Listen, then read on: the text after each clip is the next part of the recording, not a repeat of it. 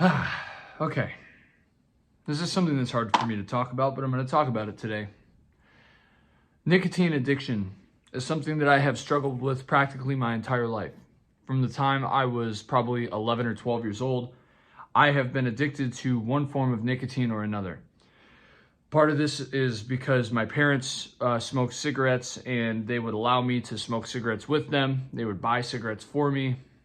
I actually smoked my first cigarette when I was like 9 years old because a friend of mine gave it to me. And I continued to like intermittently smoke cigarettes, and because of that, my parents found out, and my parents' reasoning was that if I was going to smoke cigarettes or do some sort of nicotine, that they might as well get it or that I might as well get it from them, which is a terrible idea. I don't know why they thought that was okay. So I continued to be addicted to nicotine all the way from that young age, intermittently through my teenage years, all the way up until now. I still struggle with it. In fact, I have right in front of me a thing of Zyn pouches that I have not used today. I haven't put one of these in today, and it's sitting right in front of me. I could just take one out of this can and put it in my mouth right now, but I'm not going to. And there's a reason for that, and I want to talk about it today. So, the biggest problem, now I'm going to talk about addiction today, but addiction, I'm talking about relatively minor forms of addiction, right? This applies to things like most people's relationship with alcohol, because most people don't have like a serious detrimental relationship with alcohol where their body is physically dependent on it. You could take this as like your addiction to pornography, an addiction to social media, an addiction to nicotine, especially nicotine, caffeine, any other like minorly addictive coping mechanism that a person has. Don't take this as me saying like, oh, this is how you can get off heroin, because that's not what I'm saying. But anyway, nicotine addiction. I have been fighting nicotine addiction for a long time. I've been struggling with it, and something has changed, which is something has changed internally for me, which has helped me overcome this in a different way. Now, obviously, you can see that like I'm not perfect. I am still using nicotine sometimes. I haven't completely separated myself from it, and that is a problem, and I need to do that down the line, and I know that. But there's something different with my relationship with nicotine now than in the past. Over time, I've always known that nicotine was something that I needed to stop doing. I've always known that nicotine was harming me. I knew it was harming my body, and it's something that I need to stop. I need to let go of. But before, nicotine was this kind of battle or struggle for me where I was fighting my addiction. My addiction was this demon that I was fighting against, that I was struggling with. And the problem with that is that you're putting yourself into this vibrational state of fight and struggle. And you cannot be in a vibrational state of fight and struggle without something to fight and struggle against. And so by taking your addiction and turning it into an enemy of yours, by fighting against it, right, you are inherently locking it with you. You are keeping it there with you. You're making it stay more.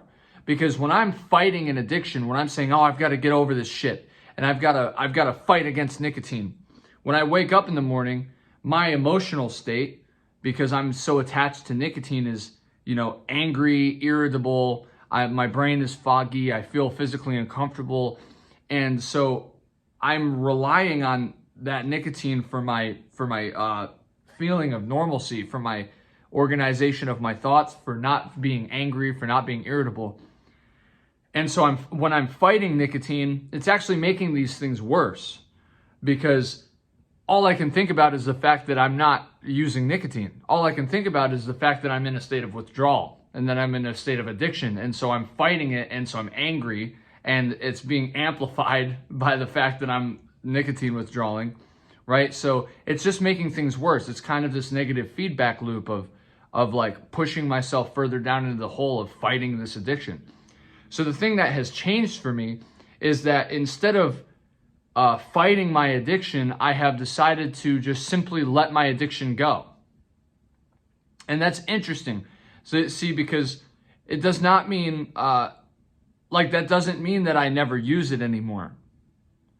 But I am intentionally putting less energy into nicotine itself. I'm putting less emotional and mental energy into my addiction.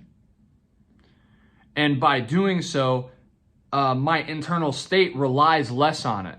And so because I'm relying less on it internally, like I can have it sitting right here and not put it in, and it doesn't actually bother me that much. And that's because my physical discomfort and my emotional state and my mental state were like, yes, I'm a little foggy. Yes, I kind of feel a little uncomfortable, but that's not wrong.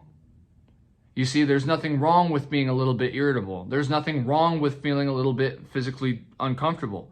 There's nothing wrong with these things. It's just that you don't want to experience it. But when you can let it go, when you can learn that you don't need to fight this feeling, because that's what happens to most people is they start to feel irritable, they start to feel foggy, they start to feel uncomfortable, and all they can think about is how they don't want to feel that way.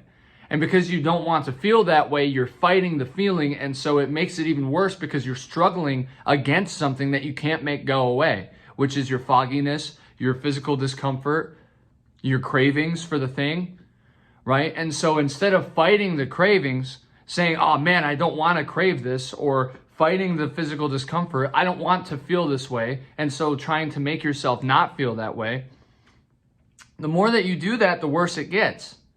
And so what you have to do is you have to just relax into it. When you start to feel physically uncomfortable because of your cravings or because of your addiction to whatever it is, you have to just relax into that physical discomfort and understand that there's nothing wrong with feeling that way, and that it's temporary is the other thing. But there's nothing wrong with feeling that way. And so you don't have to fight it. The physical discomfort is not something that you have to fight, because you're not going to make it go away except for by giving in. Right? It's not going to go away unless you give in. And so when you're constantly thinking about, God, I don't want to feel this way. God, I don't want to feel this way.